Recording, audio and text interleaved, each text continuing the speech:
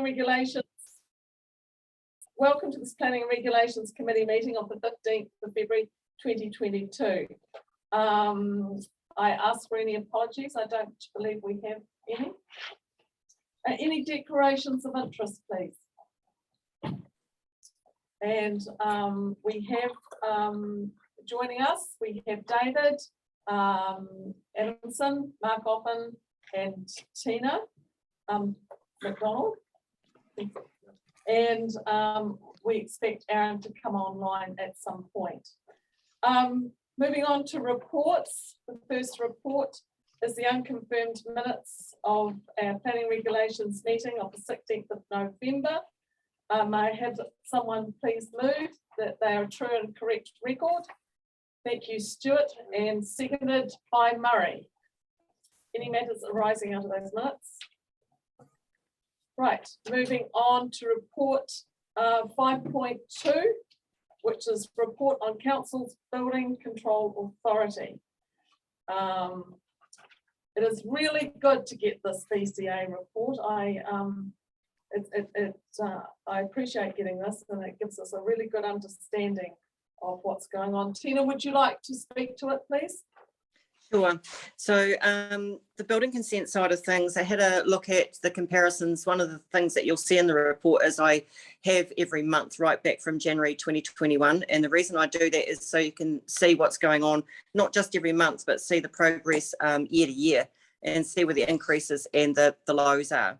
So for this year, for January, we're processing consents on an average of 8 days at the moment. I just did a report yesterday, which you won't have seen just at this stage.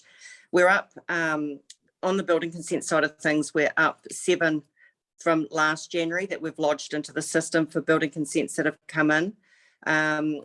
For February, we were 14 for the whole month for January last year. As of yesterday, we had 17 in the system. So we could go anywhere from 3/4 to 100% more than last year. So there is an increase in building consents. There's also an increase in co-compliance certificates that have been done, and they've been delivered in 2 days. So we're well and truly on target for our 20-day time frame. I think last month we were sitting about 5 days for processing, and we're sitting at 8 at the moment, but I can't see it going any further than that. So at the moment we're tracking along really, really good where it comes to stat clock and the increase in building consents and CCCs being done. So as for anything else, I mean, it's just a big overview, that report on where we sit. That's the things I have to report on for IANZ for accreditation. The only thing that I've been in contact with IANZ about is we have to do 6A notifications if there's any changes in like the CEO or anything like that. So I've updated them that Angela has now taken the fixed term contract for a year. Complaints seem to be slowing down, which is great, and any complaints that we do get in haven't been in writing. They've been more so on the phone, and they've been more so discussions, and we've come to solutions and figured everything out for people. We've just got one outstanding that we're dealing with at the moment, but that's tracking along. But apart from that, we don't have any issues, I don't believe. Thank you very much. Do I have any questions of Tina, please? Yeah, Tina, Stuart Bard here.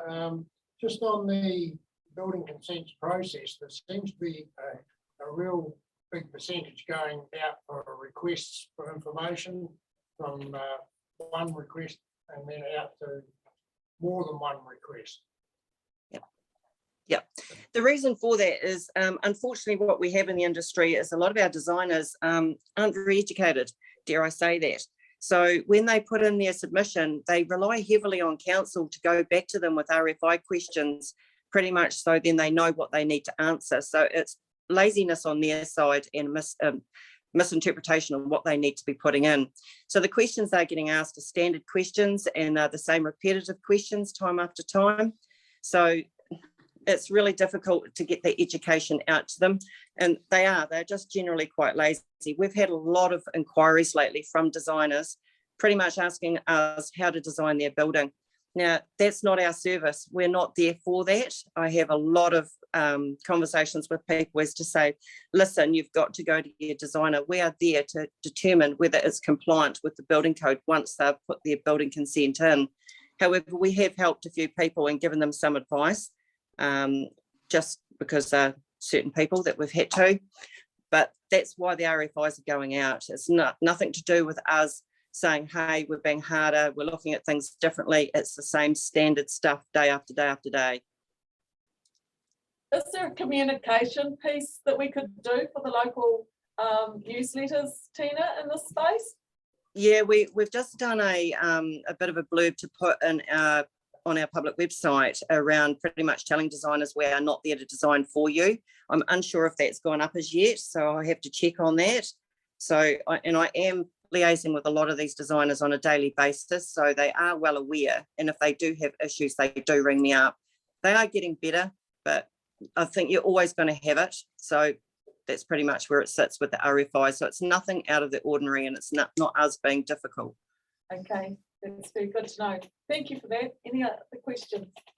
Through the chair, if I could just ask Tina, do you think there's anything we could be doing, locally through education with the contractors or the builders or the designers to sort of get that message across? In Kaikoura, some of the things we did was Mark ran a bit of a session with the contractors and gave them a bit of education, and that really helped, and it sort of helped to build the relationship as well. Yeah, I do think we've got a good relationship with all our different contractors and designers out there, and I think a lot of it needs to come from education, quite honestly, from MB. You always got changes in the industry, and you've got different people coming in. I mean, we heavily deal with the same designers the whole time. I mean, I'm quite prepared to do something with them if that's what you would like, and have a conversation with them, or obviously we can't do much in COVID where it comes to face-to-face, but I think the face-to-face stuff is really important. And we did have those build meetings, or that one build meeting, which we were going to have a follow-up that we never got round to when Tim was with us. And I think that would be important again to have that once we get out of this situation that we're in. And we had one in Fairlie and one in Twizel, and people seemed to engage in that really well. And people came from Timaru and all over the place for that one, even though they out of our district, they still design in our district. So I'd be really happy to do that again when the time comes. Sounds good. Thank you for that. Just on that, we might talk to our neighbours also, because as Tina just said, the designers that design things in the Mackenzie Basin probably design for Waitaki, Timaru, Waimate. They come from a wide range. Probably a number are located in Christchurch. So we may look at seeing whether there's an advantage to do it with our neighbours at the same time. I do just quickly, I did pick up when I was reading this report, Madam Chair, that the heading of each report, somehow a little word called August has crept in there. I hope it didn't confuse you. The dates are correct, but please just take out that August, and we'll make sure future reports, I'm not sure, must have carried over from an earlier report when we actually put words in rather than dates in. Funny you should say that, David. I picked that up yesterday and I went and changed them all in the system right back from August. So your January report should have, not have August sitting on it. Very good. Thank you for that. Appreciate it. Anything further to ask of Tina? Well, in that case, sorry, James. I was just going to say, other than offering our congratulations. Yeah. Thank you, Angela. We enjoy seeing the 100% on the pages, so much appreciated. So apologies for the muck up this morning with wasting your time coming online earlier than what we were ready for. So we'll try not to do that again. All good. Okay, thank you. Moving Thanks. on. 5.3, Planning Department update. Have we got Aaron on board yet? Hi, Aaron. Yes. How are Morning, afternoon, Madam Chair. Good, thank you. Thank you. This is an information paper for councillors to note. And Aaron, would you like to speak to it? Thank you, Madam Chair. Propose we take it as read and answer any questions, and maybe just highlight that it's exciting that we've got a new staff member having joined the team after probably 3 to 6 months searching. So that's really exciting for the planning team. So in regards to that, Rachel, so is she actually working out of the office, or is she working from home at this point, Aaron? So Rachel is, as per the rest of the staff, has fallen into the 2 week in, 2 week out. Unfortunately for Rachel, she had 2 days in before being rostered out for 2 weeks, but she's in the office last week and this week with Rachel Willix, who's now a senior planner and going through her training and has hit the ground running, which is really great. Oh, well, we look forward to meeting Rachel when we can. Would you like me to bring her down, Madam Chair? She is upstairs probably. You could actually put a face to a name if you wish to. We'll do it next time, David. Sure. Yeah, but thank you for the offer. So we all know where we are with the district plan review, that we completed an investment logic map, and the outcomes of that workshop are now being used. Also too, since this paper was written, Aaron, Liz White, has she accepted the role of principal policy planner? Yes, Madam Chair. Liz is hitting the ground running as well, and you will get to interact with Liz next Tuesday at the workshop, which we present all the hard work that the project team's been doing to you. Thank you. Looking forward to the workshop next Tuesday. Any questions of Aaron in regards to policies and bylaws review? No? Okay. Thank you, Aaron. All Thank good you. today? Much appreciated. Thanks. Regulatory report. Mark. Greetings, Mark. How are we today? This is an information paper for councillors. And I take it as read and ask Mark to make any further comments that he may like to make, please. Can I just note that Mark is bouncing in and out? He's just left again. Okay. Oh, there he is. His microphone is not showing as plugged in or on. So if you can hear us, Mark, there's something wrong with your mic. Madam Chair, maybe a couple of things while we're getting Mark online. I think the big one there is the pound. We're in discussions with Timaru as opposed to a major capital development. We're looking at putting in a couple of holding pens really that would hold animals safely and humanely for a couple of days. And if we were going to keep them longer than that, we would then transfer them through to Timaru. We're in discussions with them at the moment. They've got the capacity, and we think that that would be reasonable. You can see we have had a number of issues around roaming dogs. Someone did ask me what a rushing dog was, and that's a dog that's obviously rushing at you, but absolutely frightening for people walking past, even if you've got a gate between you, and certainly one of the things that we need to do. The Simon Street one is progressing slowly, unfortunately, but there's quite a number of issues regarding that. But Mark is making good progress with our shared services from our neighbouring councils. And then the little additional item we gave Mark until the new emergency management officers on board is he's our EMO at the moment. And so Mark's added a number of comments regarding the issues around COVID, and certainly Mark was involved as part of the team in coordinating the setting up of the testing station that we got. And I have just received a note from Mark saying that the DHB thought it went really well, and they are also keen to explore the options that we've got for Feely and for Twizel, so that will proceed as well. So maybe if, I'm not sure whether Mark's speakers are involved. Are you there, Mark? Maybe ask me any questions. I think I could probably answer most of them, Madam Chair, if there's any. Thank you for that update, David. That was really thorough. I think where we've landed with the dog pound is a very sensible place to land. And I can vouch for Southern Cross Kennels. We have some Southern Cross Kennels at home, so very sturdy build that they are. So the emergency management officer's position, I understand, filled by the appointment of Joe Rush, who starts on the 21st of February. And we thank Mark for his coming up to the mark and filling this role in the meantime, and the efforts he's made in the interim. So thank you for that, Mark.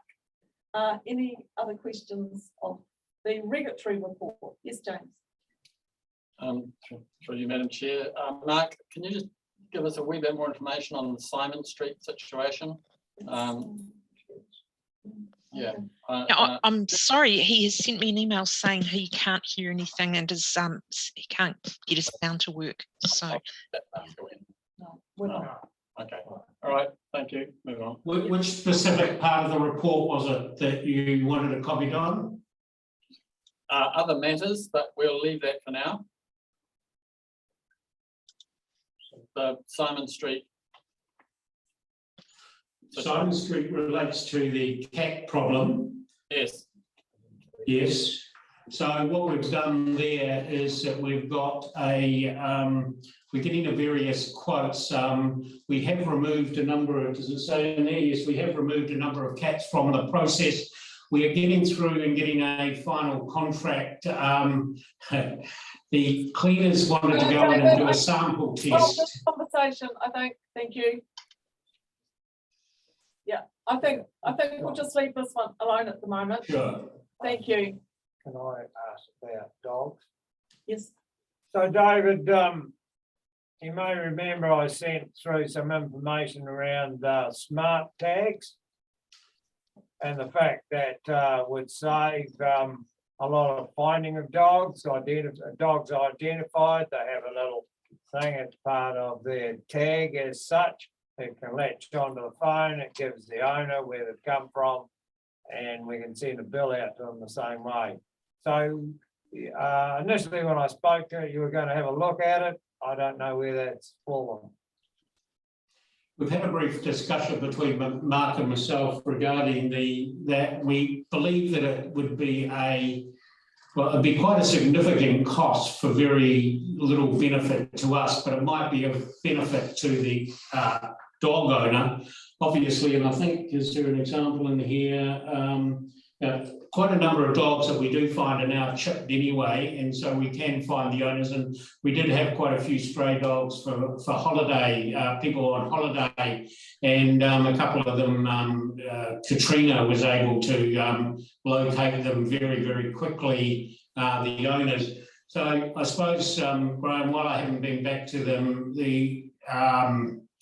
I suppose the initial thing is the cost for the district would not benefit. We wouldn't gain much benefit out of it. Mark, I see you've got your speaker up there. So are you online now? You're muted, but there you go. Yeah, I'm online now. I don't know how I sorted it. I just pushed a whole lot of buttons, so something worked. Well done, Mark. I'm not technically savvy, sorry. Mark, we were just talking about there was a proposal that came through around kind of enhanced GPS tracking of your dog and how people could track, and whether it was we got it presented to us, and whether it was a option for us to use. Do you remember that? Was that from that Dog Gone or something along those lines from the North Island? Yeah. One or two councils took that on board, and I think she may even have direct messaged the mayor over it, I think. Greg. The feedback I got from other councils wasn't positive in relation to working with that organisation. She said Hutt Valley was very keen on working with her, but when Hutt Valley was contacted, they had a few concerns. So at this stage, we haven't progressed it further. I've got no problems having a sit down with her via a phone call or something, just to see if we can work through what the issues the other organisations had. So Selwyn weren't very complimentary, and nor was Christchurch. Okay, thanks for that update, Mark. Okay, is there any other questions of Mark's report, please? If there are no further questions of Mark's report, that ends the public meeting of the Planning and Regulations Committee meeting of the 15th of February.